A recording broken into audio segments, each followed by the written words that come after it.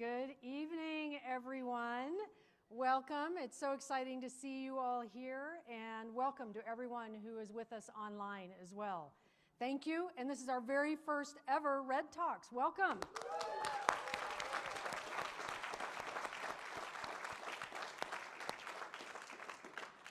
I'd like to recognize all of our university leaders, faculty, staff, and students who are here with us this evening, as well as family members and supporters.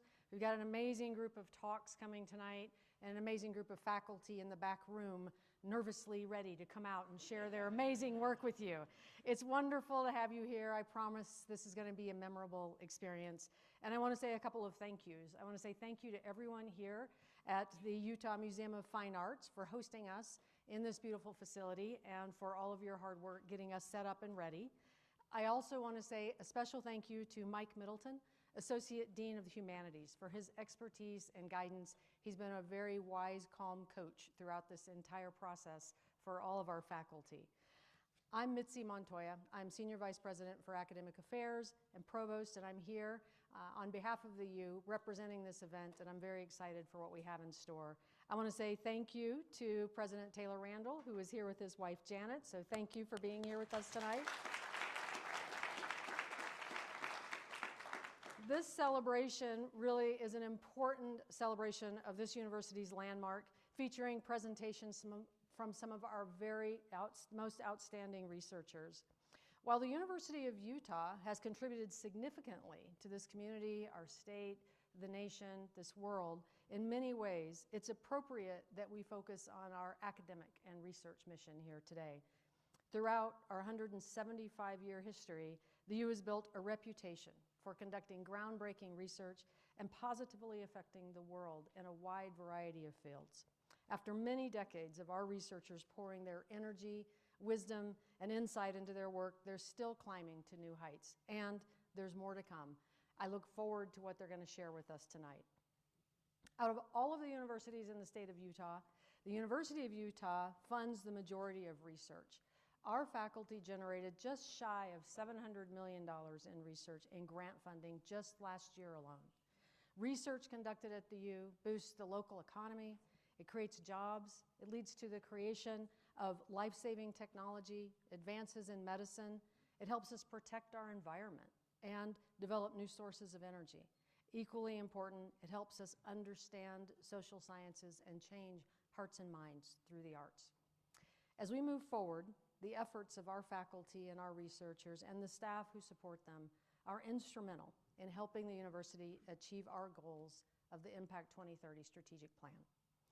Our faculty's work will contribute directly to our growth as we move toward the 40,000 student mark, and they are the reason we will move toward the $1 billion mark in research funding. Yes, exactly.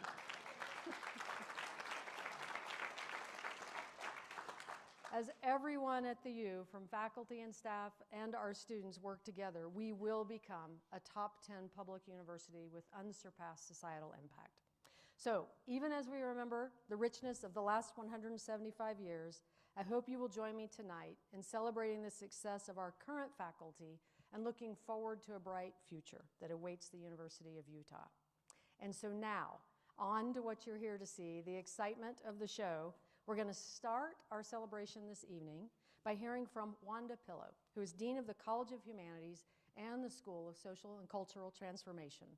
Wanda got her love of history from her mother and has been visiting Lewis and Clark expedition sites with friends and family for over 12 years. And so now we're going to hear more from Wanda. Thank you.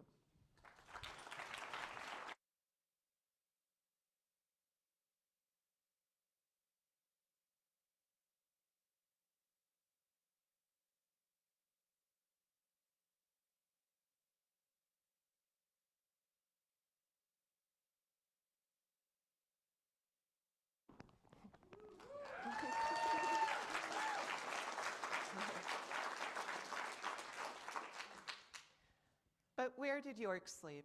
This question asked by my then 10-year-old son has changed the way I do research and how I think about American history. We were at Fort Clatsop, and he was especially excited to tour the fort because it's a full-size replica of the expedition's winter camp. We entered through the gateway into the fort and joined a tour. The tour guide was telling everyone where all the expedition members had slept.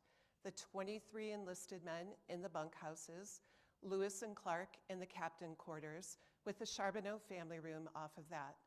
The guide even pointed out where Lewis's dog, who he brought on the expedition, slept. But York, an enslaved black man owned by Clark, was missing from this list. But where did York sleep? This question visibly disturbed the guide, and he stumbled around for a few minutes before responding, "We don't exactly know where he slept, but I'm sure he slept somewhere." Now, we were at Fort Clatsop because I, like perhaps some of you, am really interested in the 1804 through 1806 Lewis and Clark Corps of Discovery Expedition. It was commissioned by President Thomas Jefferson, who appointed Meriwether Lewis and William Clark with 3 primary charges: explore the newly acquired Louisiana Purchase, identify a potential east-west river trade route all the way to the Pacific, and form American relations with indigenous communities along the way. The expedition set out outside of St. Louis, and within 5 months made it to the first winter camp, Fort Mandan. And when the expedition left Fort Mandan in April 1805, it was with 3 new members of the expedition: Toussaint Charbonneau, a French-Canadian fur trader who would help with translation, and his captive servant, Sacagawea, who had just given birth 7 weeks before the departure in April. This party traveled the rest of the way to Fort Clatsop, the second winter camp, which is where my son and I had been touring. Now, during the expedition, Lewis and Clark and 3 enlisted men kept journals during the 28-month, 8,000-mile journey. And it is these journals that serve as the primary record of expedition scholarship.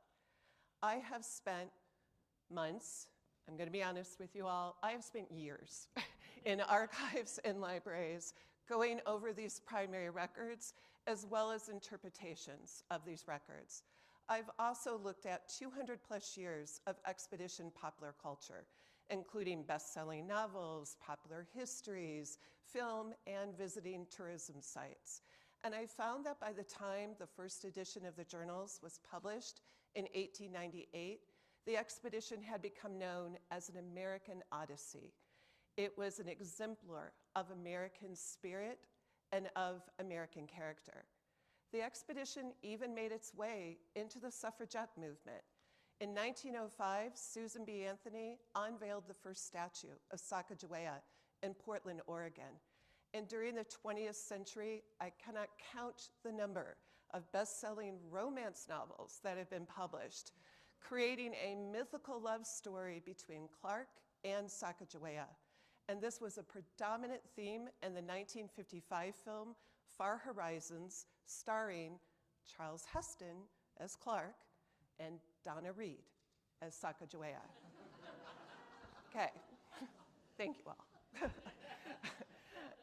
But common across my research has been a theme of York's absence. At times, he is completely erased from expedition history, or when included, is grossly misrepresented.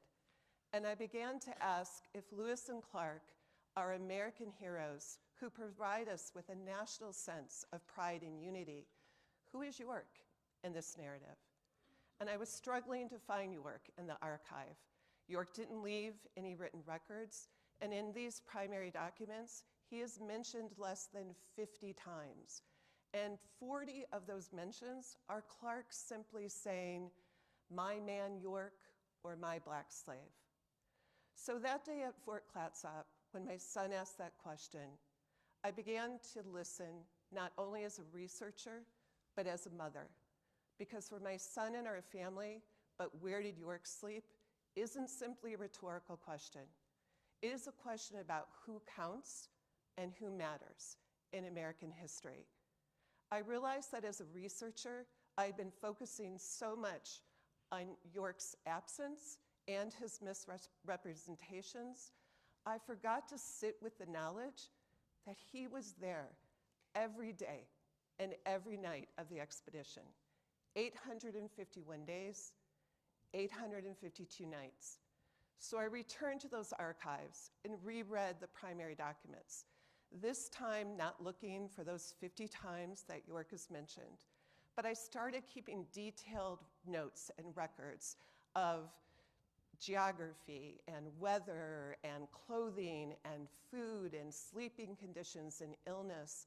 And I found by doing that, I could start inserting York into the expedition narratives and figure out where he was on any given day and what he was doing on any given day or night. So that also opened up some additional information we could know about York, and I'm going to share a few of those with you here. We know that York was 100% responsible for Clark's safety and well-being on the expedition. He prepared all of Clark's food, mended his clothing, set out the bedding, and took care of Clark when Clark was ill, which happened quite a bit on the expedition. We also know that York engaged in trade. He sent home a chest of furs to his family from Fort Mandan, and York had family. He had siblings. He had nieces and nephews, including 2 nephews who repeatedly attempted to escape slavery, and one who succeeded, making it to New York City and working as a printer, which provides evidence that at least some of York's family could read and write. We also know that after the expedition, York repeatedly asked for his freedom, a request that Clark denied for over 20 years, calling York uppity and ensuring that he was severely punished. I also know that York had a wife who he was devoted to, and this is a factual love story I look forward to telling one day. Now, I just want to assert that placing York into expedition history is American history. So, where did York sleep? This question is as pertinent today as it was when my son first asked it. In a world where doing African American history is being called divisive and un-American, we need narratives that accurately reflect American history, even the parts of it that we find difficult. My son's question comes with a responsibility to support this work and to do better. It also comes with a call to be curious and to care. And I hope it similarly inspires and challenges each of you.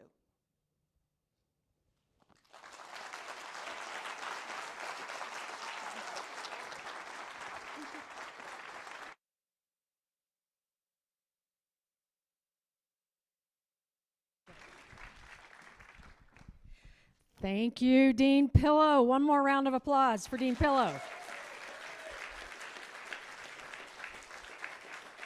That was absolutely fascinating. And now we will be pleased to hear from Professor Edward Bateman, an award-winning artist whose work has been exhibited in over 28 countries.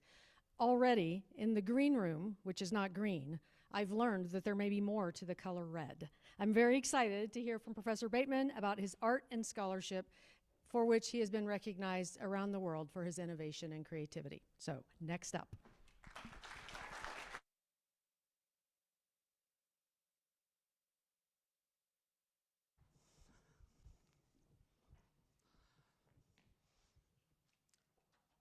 I am absolutely fascinated by color. And I found myself wondering lately, is there anyone who has never been stopped in their tracks by an amazing sunset? I know for me, it can totally leave me speechless.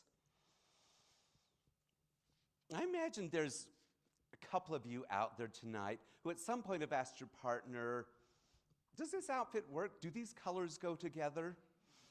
Or perhaps some kind and helpful soul has suggested maybe your color choices just aren't making it.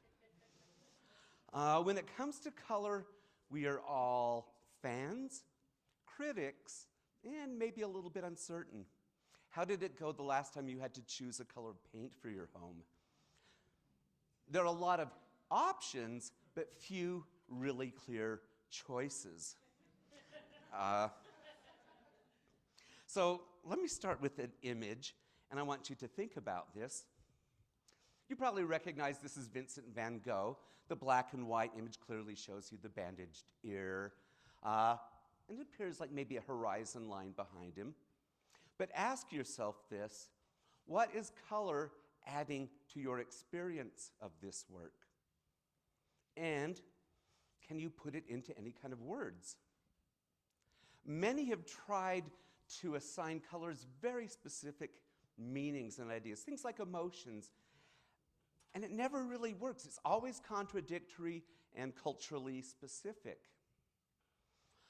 Color seems to be one of those topics that's hard to put into words.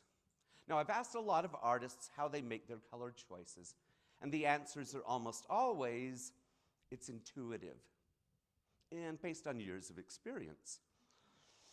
The challenge is I can't teach intuitive. But intuition has to have some foundation, something that's going on there. But what? That's the kind of problem that can leave an art professor awake late at night. So I've spent the past 3 years researching color. And it's a discipline that involves so much. It's not just about art, but it involves physics and chemistry and psychology, neuroscience and history. It's a lot to absorb. And so I've looked at 400 years of art making and found a couple of consistent patterns that I've seen over and over and over in this. Now, all of that art is not just our cultural heritage, it's a tremendous source of data. But making sense of what all that data means, that has been the challenge. And I started by looking at one group of artists, the Impressionists, and those who came after, because no group was more experimental with color than they were.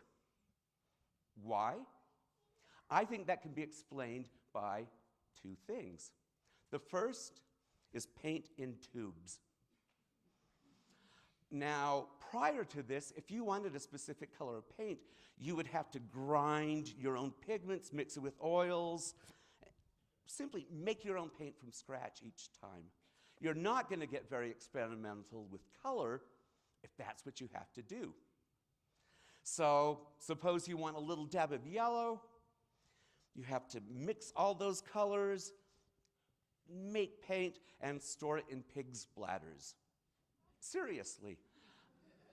And you can trust me on this, that is something you can't get from Amazon.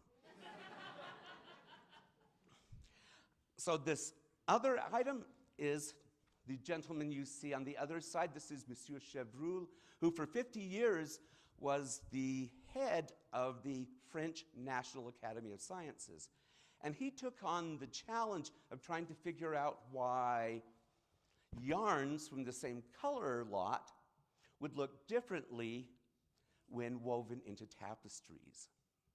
And that resulted in a book titled On the Law of Simultaneous Contrast and Its Application to All the Visual Arts.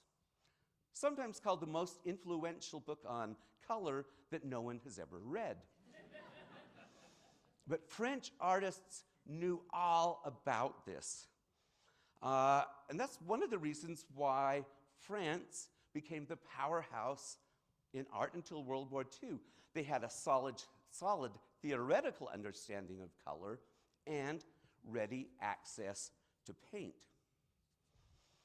So let's understand a little bit about color and what simultaneous contrast is. Now, simultaneous contrast isn't an art rule. It's something we are all born with. It's part of the way our minds work. If you think about it, our minds love contrast so much that they enhance the contrast of what we see. So let's do a little sort of start from the beginning. We see only a small part of the electromagnetic spectrum, that area between infrared and ultraviolet. And then our brains do something truly remarkable. They take the two ends of that spectrum and they loop it into a ring, into a circle that we call the color wheel. That's pretty remarkable. Now, those colors that have the most simultaneous contrast, the most color contrast, are opposites on the color wheel, kind of like the top circle that you see. We call those colors complementary colors. And you should also know that you can have two colors together that have a complementary color. It forms kind of a Y pattern. And that's something you'll see over and over and over, that Y pattern. Now, I could show you a full museum worth of examples of this with names that you all know and would recognize. But I'm going to focus on three. Let's start with this image by Renoir. As you can see, there's almost 300,000 colors in the image. And I have the advantage, I can use computers to analyze colors in ways that artists of the past were never able to. So how do you make sense of that? Well, one of the starting points is to average out those colors so you're not distracted by all the other tones and values in it. And so one of the things I began to find out is complementary colors, opposites, were appearing. So you can see in that circle chart the colors of the flesh tones in the background. And directly across from that is the blue that you can see in the girls' dresses. He wanted those girls to stand out, so he painted them in complementary colors. Here's what it originally looked like. If we take away those complementary colors, we get this. Here's the work going back 200 years from Vermeer, thank you. And you can see the same pattern happening. All those colors bunched up on one side and the blue on the opposite side of that. I find that once I show you this chart, people get it. Okay, let's go to around 1910. Here's Matisse. You see that same Y pattern, but it's going a different direction. So these aren't color palettes, these are color relationships that I've been seeing over and over again. Now, for the longest time, my wardrobe consisted of black and gray.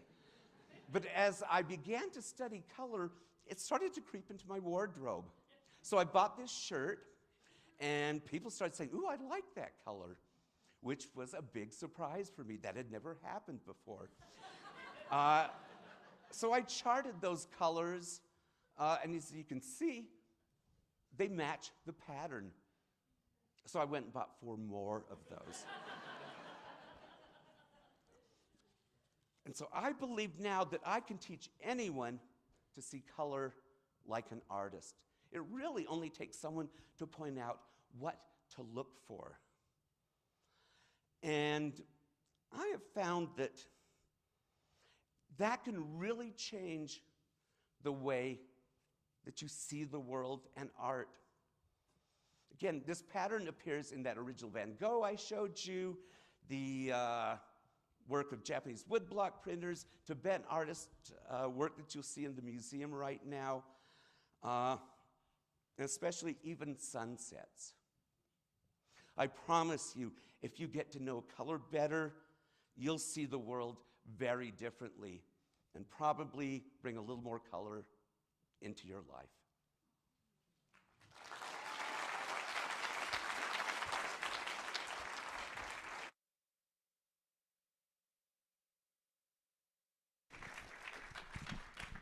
Thank you, Professor Bateman. Is anyone questioning their outfit choice now? Perhaps we should be. Okay, our next presenter is Dr. Dan Malone from the Department of Pharmacotherapy in the College of Pharmacy. His training as a pharmacist has led him to create novel approaches to improve medication safety. I promise there'll be no needles during this presentation. All right, next up.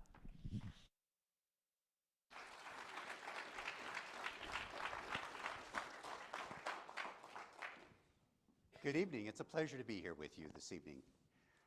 I want to tell you a little bit about what we're doing to improve medication safety here at the University of Utah. Unfortunately, my story starts with a little bit of a tragedy. See, about 20 years ago, my neighbor was a 37-year-old woman, and she had 2 young children. One day, she died suddenly, apparent heart attack. Unfortunately, her youngest child would go on to have 2 sudden cardiac events herself. We later learned that this family had a cardiac condition that was often precipitated by certain medications. It was around this point in time I began collaborating with a physician who had found a link between some medications and a very rare form of a cardiac arrhythmia called torsade de pointes. He had seen a patient very similar to my neighbor, relatively young lady, in the emergency room with this very unusual heart rhythm. After some investigation, we learned that the cause of that particular unique heart rhythm was the combination of 2 medications, an oral antibiotic and allergy medication. Since the 1990s, the primary reason we've removed medications from the market is because they induce sudden death, usually precipitated by the co-administration of 1 or more medications with those drugs that we've removed from the market. Some really effective medications are no longer available to us because we couldn't prevent patients from getting these medications together. That despite the fact that our computer systems were sending warnings about these particular interactions. Now, I imagine many of you have never seen a drug interaction, but you've probably seen this one, right? The dreaded check engine light. So when you showed up on your dashboard, what did you do? Did you get out of the car and open up the hood, look up, the engine's still there, close it? Probably not, but you probably turned the car off, on again, hoping it wouldn't show up again. And it does. So you take it to a mechanic, and the mechanic says, it's just a faulty sensor, not a big deal. They reset the computer, you drive home. The next day you hop in your car, there's that light again, and again, and again, and again. So what do? You ignore it, right? That's exactly what physicians and pharmacists are faced with. Every day they get alerts for drug interactions, serious drug interaction, contraindicated drug interaction. But the patient's been on the medication for over a year. What this has led to is a phenomenon we call alert fatigue. Over 90% of the drug interaction warnings that are given to physicians are overridden. To investigate why these physicians were overriding drug interactions, we examined some data from the Department of Veterans Affairs. We looked at over 9,000 reasons why physicians were typing in a response to a contraindicated drug interaction. It was called a hard stop, intended to prevent the practitioner from dispensing that medication or ordering that medication. Wanted to really think about that combination. What did we find? Over 50% of the responses were blank. Like, blank? They were supposed to type something in. Well, they could hit the space bar in return, problem solved, order the medication. Not exactly what we intended. One of the other things we found was one of the most common characters we saw was ASDF. What medical acronym is ASDF? It's where the left hand sits on the computer keyboard. ASDF, return, problem solved. Well, this wouldn't be so bad if physicians recognized all the drug interactions out there. Unfortunately, studies by myself and others have found that physicians recognize about half of the serious drug combinations. Pharmacists don't do much better, about 60%. You know, as a pharmacist myself, I really have a lot of faith in the value that pharmacists bring to protecting the public's health. When we first implemented computers in pharmacy, we thought we were going to improve patient safety because we were going to be able to detect all those drug-drug interactions that we couldn't memorize. Well, unfortunately, alert fatigue has probably come home to the pharmacies as well. I want to tell you a little story. At one point in time, I received a call from a reporter from the Chicago Tribune. She had been investigating a situation of a person who had been harmed by a serious drug-drug interaction. She called me up and said, "Why isn't the FDA doing their job?" And I said, "Well, I'm not sure that this is necessarily the FDA's fault. I think it's a failure of our drug safety net." I convinced her and her colleagues, after a few phone calls, to investigate my hypothesis. So they proceeded to present 5 different combinations of medication orders to pharmacies throughout the Chicago area. Over the course of the year, they visited 200 pharmacies. What did they find? These were medications that shouldn't be dispensed together. Over 50% of the pharmacies filled both medications without providing a warning to the patient or calling the doctor. Why did this happen? We're not really sure, but my guess is the pharmacist was just blowing past the alerts because they've been accustomed to doing that. So, why do we keep ignoring medication safety stop signs? It's because these alerts are so common, and the systems that we use to generate them use very simplistic rules. And as you can tell from the stop sign, it really tells you which direction to go, right? That's the way these alerts are. They don't tell us what to do. You know, we need to change how we deal with these particular alerts. And thankfully, we're getting there. Unfortunately, simple solutions to complex problems are not the answer. Whether a patient is going to be harmed for a particular drug interaction depends upon their risk factors. What other medications are they taking? What other prior conditions do they have? And even their age. Also, these computer systems are very simple. They consider all medications in the same therapeutic class to have the same risk. But our studies have demonstrated there could be a 20-fold difference between the medications with respect to harm due to drug interactions. So what do we do about this? Well, the good news is we've got electronic health records. We're trying to take advantage of those electronic health records and build upon our previous research and the strengths of the faculty here at the University of Utah. I'm really excited about this. Whoop, I'm going the wrong way. Let's see. There we go. This is DD Interact. This is a dashboard that we have implemented at the University of Utah Health System. It takes information about the patient from the electronic health record, combines that data with information about the medications, and provides a visual display of the risk associated with that particular combination for that particular patient. It's a dynamic dashboard, allowing the practitioners to look at different therapeutic options or different medications dynamically, real time. It allows clinicians and their patients to also incorporate over-the-counter medications that they may be taking. This is why I really enjoy, keep hitting the wrong button here. This is why I really enjoy being on faculty at the University of Utah. This project's not about me, it's about our patients. It's the collaboration that we have between all of our experts in the faculty, biomedical, medical informatics, drug safety experts, human factors engineering, and hours of interviews with doctors, pharmacists, patients. That allows us to build collaboration. The open doors here are fantastic. You know, one of my favorite things to do is to fly fish. And I love going to the river, casting, hoping I'm going to catch a fish. However, not every day is successful. I spent many a day casting with nothing on the other end of the line. It's about that point in time I'm reminded of the old joke. What's the definition of insanity? Doing the same thing over and over again, hoping for different results. That's what our computer systems are doing with drug interaction alerts. We're sending this same information over and over again to many practitioners, hoping that they'll pay attention to those alerts. We can do better. We must do better. Here at the University of Utah, through DD Interact, we're changing the paradigm on how we view drug safety. And that, I hope will keep our patients safe and alive. Thank you.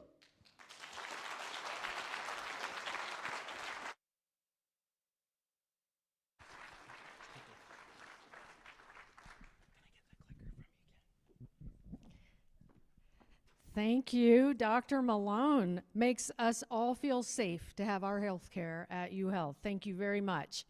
Okay, next, our fourth presenter this evening is Dr. Samantha Moore Berg, an assistant professor of psychology. She studies the causes and consequences of intergroup conflict and develops interventions to promote more peace, something we all need more of today. Give it up for our junior faculty. Thank you.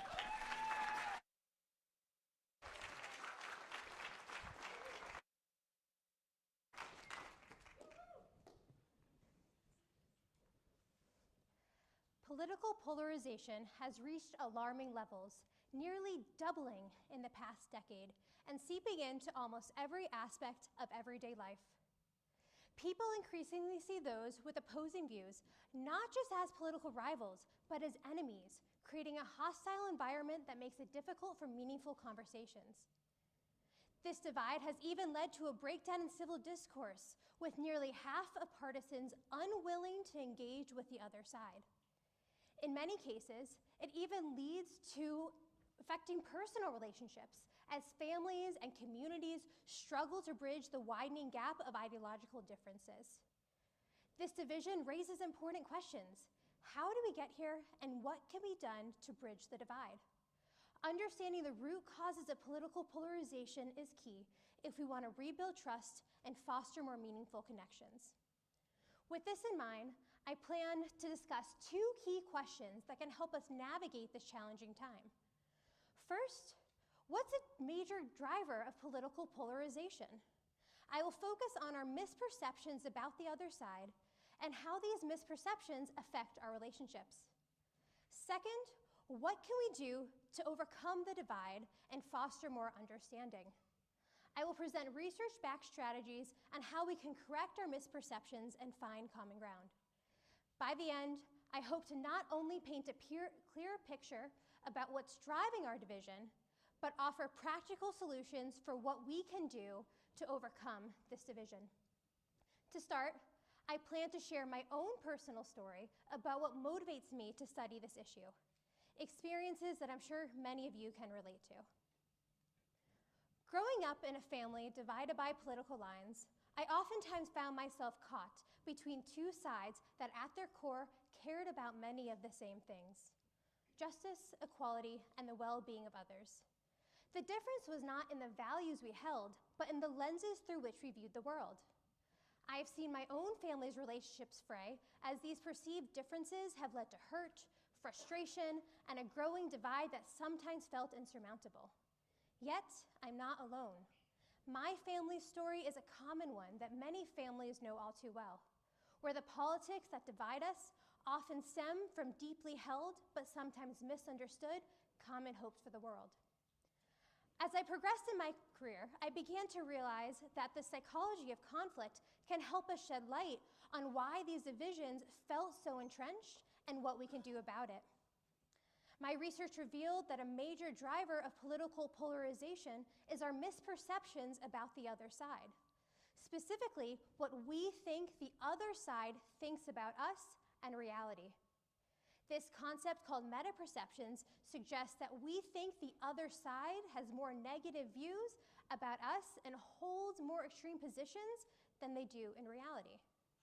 For instance, both Democrats and Republicans think that the other side dislikes them, disregards their values, and holds more extreme positions than they actually do. To put this into perspective, both Democrats and Republicans think that the other side dehumanizes them 300% more than is actually the case. When people have these misperceptions, they're more likely to support political violence and policies that limit the rights and the freedoms of the other side. As another example, both Democrats and Republicans similarly value democratic norms like free and fair elections, with each group rating these values at a 90 out of 100 on importance. However, they think the other side values these same norms less than half as much as they do. When people believe this, they're more likely to support policies that undermine democracy and hurt one another. Now you might be wondering, where do these misperceptions come from? One key driver is how we view the world, and we tend to categorize people into groups based on various defining features such as their political affiliation, their social status, or other defining features. When we see the world in this us versus them mentality, we tend to think that the groups we are not a part of are the competition or opposition, rather than people who have shared values or common goals. This might mean that we think that the other side has malicious intentions, where at the same time, we might think they perceive us negatively. This can lead to a reinforcing and reoccurring cycle where we begin to think that there's no common ground between us and that the divide is irreconcilable. But when we challenge our misperceptions and we truly get to know and learn about the opinions of the other side, the results can be transformative. My research team partnered with a nonprofit, nonpartisan organization, Beyond Conflict, to develop a powerful video that showcased individuals from across the country and across the aisle sharing their perceptions about the other side, followed by the assumptions of what they think the other side would say about them and various political issues. Viewers in this video reacted with surprise and disbelief when they learned that the other side actually had a lot more common ground with them than they initially presumed. People who watched this video underwent a similar shift in perspective when they learned that there's actually a lot more similarity and a lot more liking that happens across the aisle. As a result, people became less likely to support political violence, less likely to hold anti-democratic attitudes, and less hostile towards the other side. Most importantly, they began to realize that we can overcome our differences and that the differences were not as big as they initially thought. I have now presented how misperceptions can fuel political polarization and what we can do about it. The final piece of the puzzle is understanding how we, as a community, can bridge the divide. I have 3 recommendations. Challenge your beliefs, listen to understand, and lead by example. First, we can challenge our pre-existing beliefs by engaging with those who have different perspectives than us. While this might be uncomfortable at first, having these tough conversations is key if we want to break down our assumptions and rebuild trust. One way that we can do this is by sharing our own stories and why we value what we do, and also listening to the shared and the lived experiences of those we're talking with. As my research shows that sharing our narratives can be a powerful tool for finding common ground. Second, we can listen to understand rather than fighting somebody. Entering conversations with this mindset, we're really curious about what the other side thinks and why they think this way, can be really impactful for having an open mind and breaking down our misperceptions. One of my research partners does this perfectly, where the organization, Braver Angels, developed a red-blue paradigm that brings together conservatives and liberals through a structured dialogue program. And in this program, participants learn how to have respectful conversations across division, and they leave having renewed hope that we can have differences and still be okay about it. Finally, we can lead by example and inspire others to do the same. My research shows that when we observe political leaders engaging in these tough conversations across political divides, that people take these techniques and apply them to their everyday lives. One powerful illustration of this is Utah's own Governor Spencer Cox's Disagree Better campaign, which encourages empathetic conversation across division. It teaches us that we don't have to be so divisive, that we can disagree, but we can do so in a way that's respectful and where we listen to the other side. At the gut level, it might still feel like these differences are too vast to bridge. But I've come to understand that misperceptions largely cloud our judgments and affect how we see the world and other people. It's only when we truly engage with the other side that we begin to see that despite our apparent division, we care about many of the same things, including each other. This recognition is the first step towards rebuilding our relationships and ultimately our nation.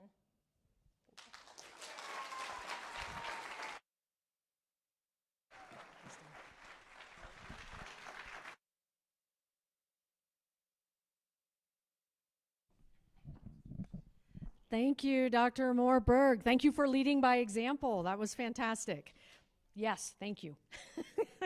Okay, we will next. We are fortunate to hear from Dr. Rogelio Cardona-Rivera, who is an assistant professor and founding faculty of the Division of Games. Dr. Cardona-Rivera's research focuses on developing artificial intelligence tools to augment the design of story games. And a very strange small world coincidence, it turns out that we worked on a research project together at NC State University, which I had forgotten because we overlapped only by 1 year. So please welcome to the stage Dr. Cardona-Rivera.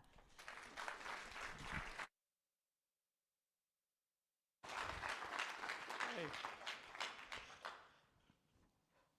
So, when I was 5 years old, I struggled to see aspects of my environment. My parents actually took me to an ophthalmologist, and they discovered that I had amblyopia, or colloquially known as lazy eye. And it was of such severity that not only did I have to wear really thick glasses and an eye patch, I actually was a candidate for surgery.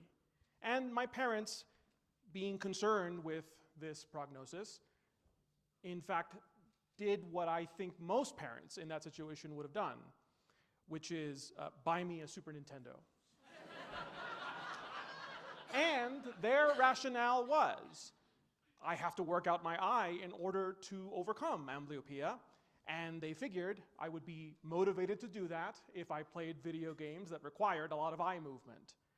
And as it turns out, 4 months later, in the pre-surgery check-in, my eye doctor was mesmerized, couldn't believe the level of improvement that I had shown, and, in fact, told my parents that surgery was no longer required. I am living testament of the transformative power of video games. and I mean that quite seriously. What's remarkable is that despite that transformative potential, we don't have access to it. We don't have access to the principles and the tools that would help us use that potential for the betterment of society. And so I want to unpack that because I want to show you how I'm working toward changing that.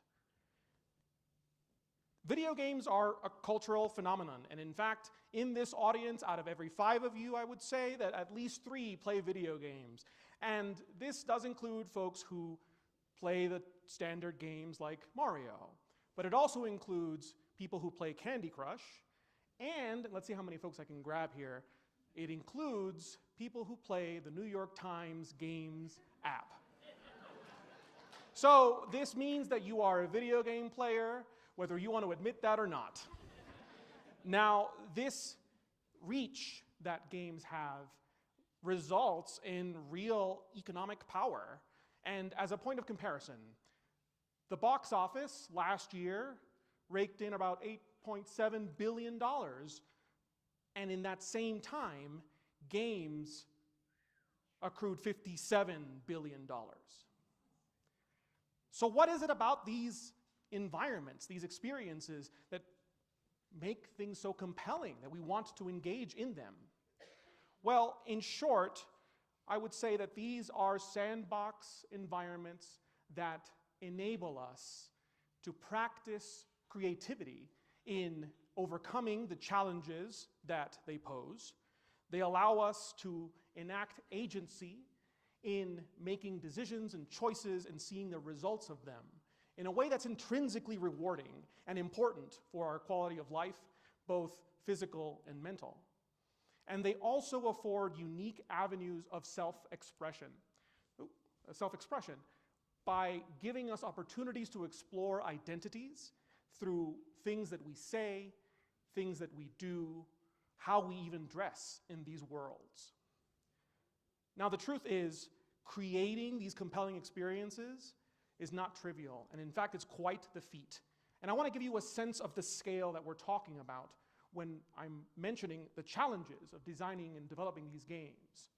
So consider choose-your-own-adventure books. Now, these books cast you in the role of the protagonist, where you are tasked with making choices that advance the plot. If you want to storm the castle, go to page 9. If you want to instead sneak your way in, go to page 17. Now, The Cave of Time, released in 1979, boasted about 28,000 words when it came out.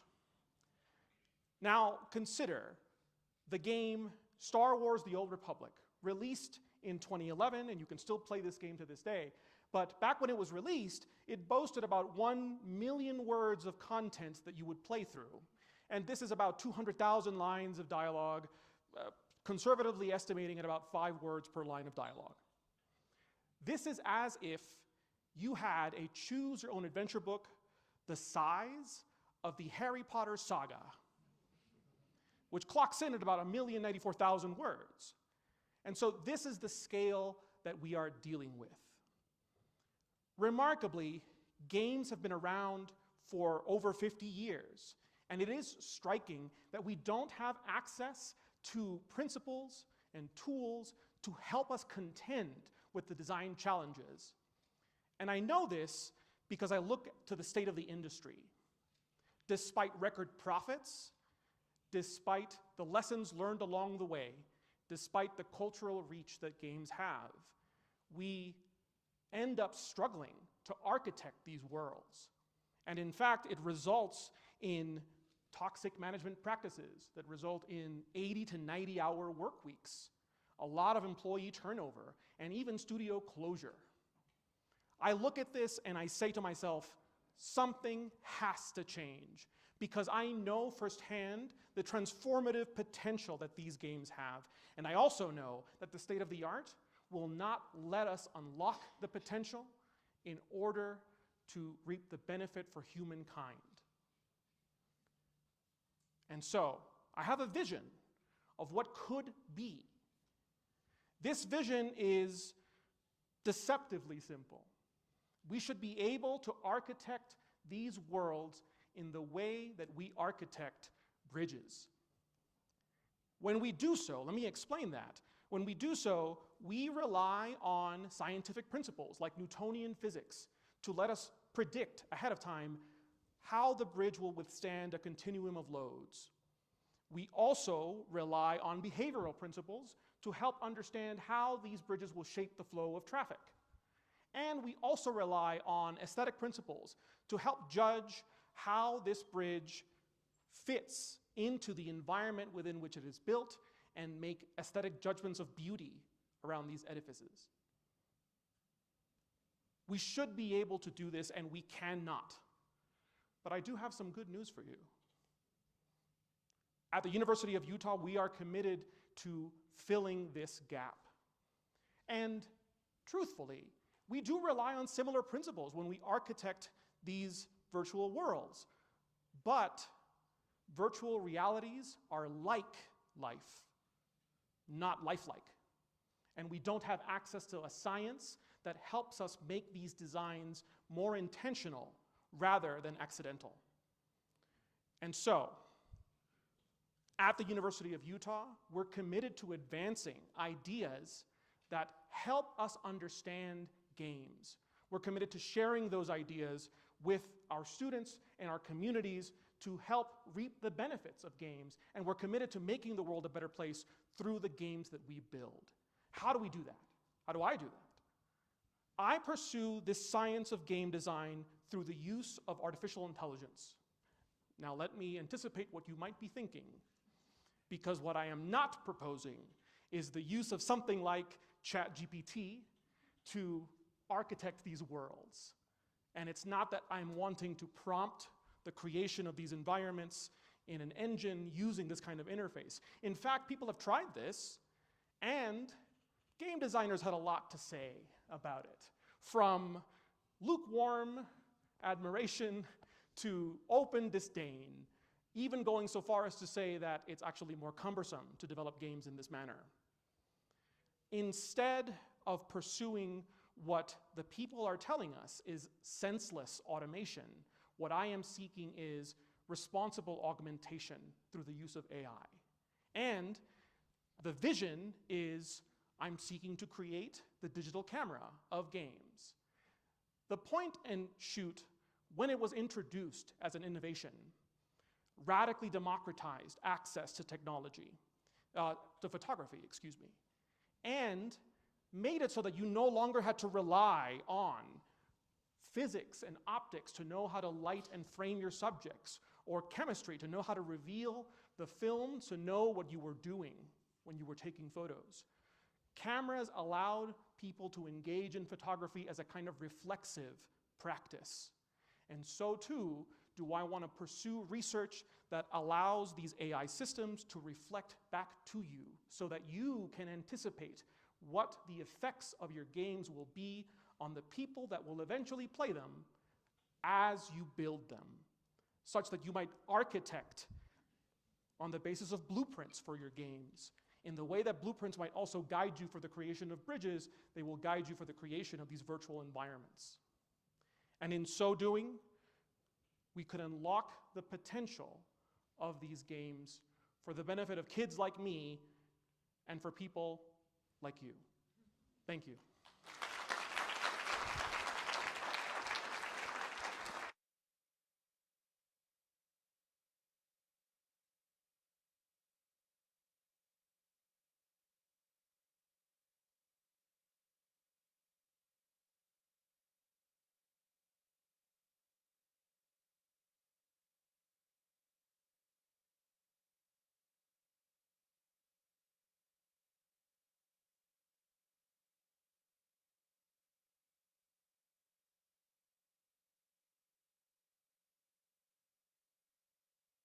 Much. Who had flashbacks of Pong?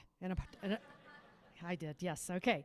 Our final presenter this evening is Dr. Ken Golden, a distinguished professor of mathematics and adjunct professor of biomedical engineering.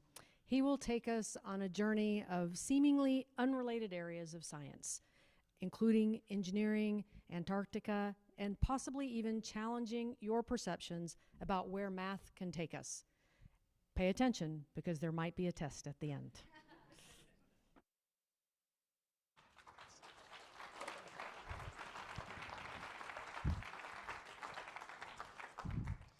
Thank you, Mitzi.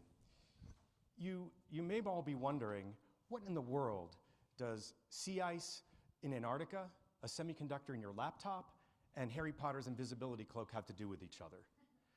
As it turns out, they're all studied by a group of professors in the mathematics department, of all places, at the University of Utah. For example, Graham Milton was the first scientist in the world to be able to prove rigorously, mathematically, that you can actually cloak objects and make them appear to be invisible. In related work, Fernando Guevara Vasquez is developing metamaterials like this to thermally cloak objects.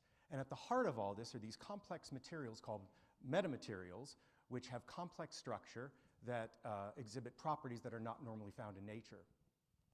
Now, for the past half century, I've been studying a multi-scale composite material called sea ice. Now, as you freeze seawater, you can't incorporate the salt into the crystalline structure. And so you get these tiny microscopic brine inclusions whose volume fraction, geometry, and connectivity depend critically on temperature. Moving up in scale, as snow melts on the top of Arctic sea ice, it forms these beautiful iconic blue melt ponds that ultimately determine how much solar radiation is absorbed by the ice pack or reflected back into space. And then moving up into scale on the ice pack itself is also a composite material consisting of ice flows in a seawater host. Now, on one of my first expeditions to Antarctica, as the ship parked, it broke the ice. And one of the data that we were very interested in was seeing how rapidly the ice would form in that what's called a lead. And now we knew this ice was very thin. You could see this gray patch there. That's what we were looking at. And we knew it was very thin, but also it's not lake ice. It's relaced with fluid inclusions. And so my great idea was to have my colleagues hold my legs as I laid out on the ice and hopefully did the measurement. And what could possibly go wrong? As it turned out, we were in a big storm, and the ice was moving at 1 meter per second relative to the water, and the water itself was -2 Celsius. So if you go in, that's pretty much the end. Nevertheless, I was able to do the measurement, spread my weight out, and we measured that it was 7 centimeters. And at that point, we thought, maybe this is not the best idea. Maybe we should think up something different the next time.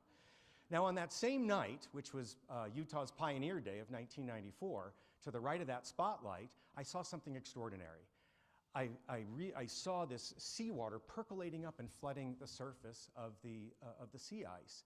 And I realized that what I was witnessing was the formation of a connected fluid pathway from the bottom to the top that allowed the seawater to percolate up and flood the surface. And that brought us into thinking how to analyze this into what's called percolation theory, which is the mathematical theory of connectedness. This is the classical two-dimensional square lattice percolation model. On the left, about a third of those edges or bonds are filled, but there's no connected pathway. On the right, you see about 2/3 of these bonds are present, and there's a connected pathway. But one of the critical questions is, what's the smallest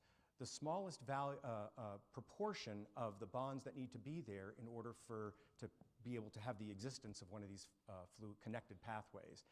And this is called the percolation threshold. And it turns out that this is very similar to the critical point, say the critical temperature of water, where at 0 degrees C it freezes, and at 100 degrees C it turns into vapor. And unfortunately, though, for this classical two-dimensional model, the percolation threshold is exactly 50%. And this is about 10 times what we expect for sea ice. And so we turn to our background in mathematical materials science to realize that the microstructure of sea ice, shown in the upper left, is very, very similar to the microstructure of compressed powders, which were used in the development of stealthy coatings to cloak aircraft from radar. And we use the percolation theory developed for these compressed powders to figure out what the percolation threshold for sea ice, and out pop the 5% that we were very interested in. And so this is the first example of what I like to call cross-pollination, where we take ideas and methods from seemingly unrelated areas of science and engineering and bring that to bear on sea ice, and vice versa, where we take some of the mathematics that we've developed for sea ice to solve problems in seemingly unrelated areas of science and engineering. So I'd like to give you a few more examples of this. One, as you can see here, is this close relationship between the porous microstructure of sea ice and the porous microstructure of human bone. Now, you might have noticed that I had a little trouble walking out here, and I'm standing at a podium rather than walking around. 5 weeks ago, literally to the day, I totally busted my hip up at Solitude. So I've had my own personal experience with the porous microstructure of human bone.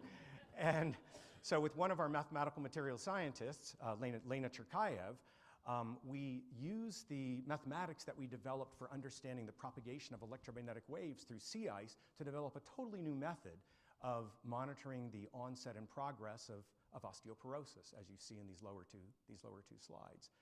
Now, another example is another very important aspect of our research is studying the interaction of ocean waves as they propagate through the sea ice pack. This turns out to be important, trying to understand the freezing of the ice pack in the fall and then the decay of the ice pack in the summertime. And what's interesting here is that we use the mathematics and physics of semiconductors to help guide us and help our analysis and the questions that we ask in trying to understand the propagation of waves through the sea ice pack. And then the last example that I want to tell you about is based on what's called twisted bilayer graphene. So you may have heard of graphene. This is a single layer of carbon atoms that won the Nobel Prize for its discovery. It's 200 times stronger than steel and 1/6 the weight. But if you take one layer of graphene and another layer of graphene and twist them slightly relative to each other, you get something that has extremely interesting electronic properties. And if you get the angle just right, the so-called magic angle, you actually get a superconducting material. And so what we did was take again, the mathematics that was motivated by semiconductor physics as we applied to sea ice, and we take two purely mathematical lattices and twist them relative to each other, and that provides a template where we can arrange two different materials and make a totally new class of metamaterials that we call twisted bilayer composites. However, it's not just on the atomic scale, but on any scale, and also for many different properties, not just electronic properties.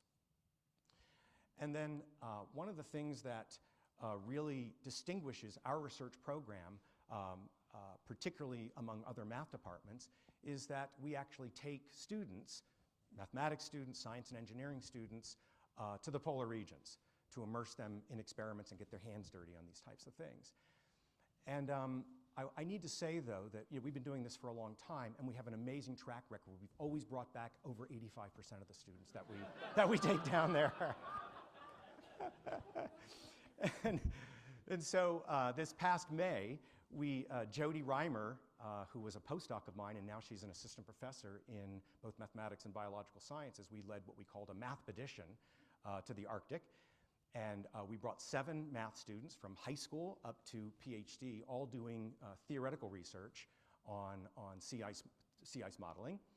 And and we basically immersed them in experiments on the physics and biology of sea ice. And one of the cool things that Jody has brought is a lot of cool toys and instruments and so on, so we can study the microbes that live inside these tiny millimeter scale brine inclusions. And so in the lower right, you see what's called a nematode, the most numerous animals on Earth. And on the left, you see algae. And in the middle there, you see a polar bear. And what happened was, on our first morning there, we were on our way to the grocery store, and we ran into this very agitated, very hungry polar bear. And fortunately, we stayed in our vehicles, because that polar bear could have closed the distance in about 5 or 6 seconds. So finally, you might be wondering, like, why in the world are these math professors going to the farthest reaches of the Earth to do all these studies about materials and related types of problems? And to let you know, I'm going to recount an interesting experience I had on my first trip to Antarctica with the Australians aboard this beautiful icebreaker, the Aurora Australis. And so we went out to do some experiments at about midnight, and then we came back in and went to sleep. And then at 2:30 in the morning, the fire alarm's going off. And I'm saying, like, why are they having a fire drill now? And so we all are supposed to muster at the fantail of the ship where the helicopters take off and land. And the next thing I heard was, please don't be alarmed, but we have an uncontrolled fire in the engine room. 10 minutes later, please don't be alarmed, but we're lowering the lifeboats. And I'm thinking, I prove theorems for a living. What in the world am I doing on a burning ship in Antarctica? and so, but now with some hindsight, and also thinking about using mathematics to study things like invisibility cloaks, I think what this interesting and unique group of math professors is doing is taking mathematics to places it's never been before. So thanks very much for listening, and have a good evening.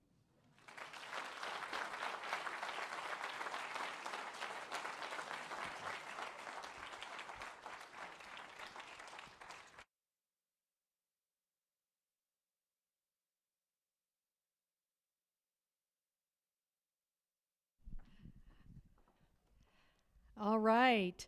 Thank you very much, Dr. Golden, and thank you to all of our presenters. Please join me in another round of applause.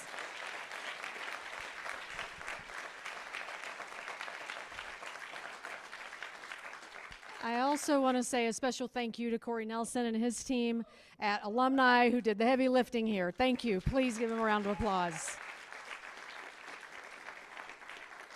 Thank you for your support. Many thanks to all of our researchers at the U. We had time to only feature a few, but as you can see, we're doing amazing things and changing lives, ideally changing the world. So thank you. I hope you will please join us in the museum's Great Hall for a reception and the unveiling of the 175th anniversary timeline display, which I'm told is absolutely amazing. thank you for coming. We appreciate your time. Hope you have a wonderful evening and you have a chance to tell these folks what a great job they did later. So thank you very much.